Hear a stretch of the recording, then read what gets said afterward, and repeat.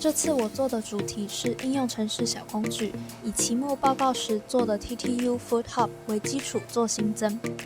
一开始的桌面还没有小工具，按一下桌面后点选 Widget， 搜寻 TTU 就会出现可新增的程式。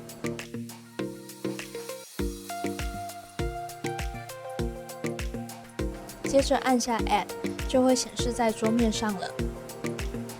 我设计的小工具是让使用者不需要点进 App， 就可以在桌面上抽选今天想吃的餐厅。点击抽一家会随机抽选店家，重复点击会换另一间店。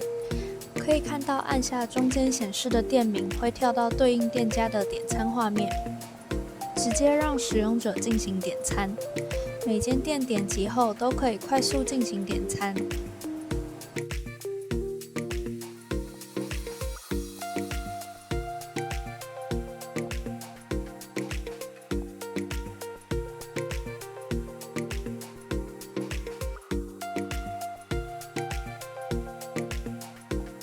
下单后也可以在个人中心的地方看到刚刚的点餐详细内容。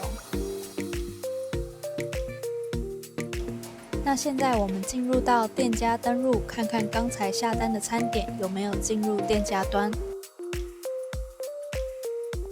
进来主画面后，可以看到刚才顾客下单的餐点，点击也可以更新餐点状态，这部分都会和期末专题报告内容吻合。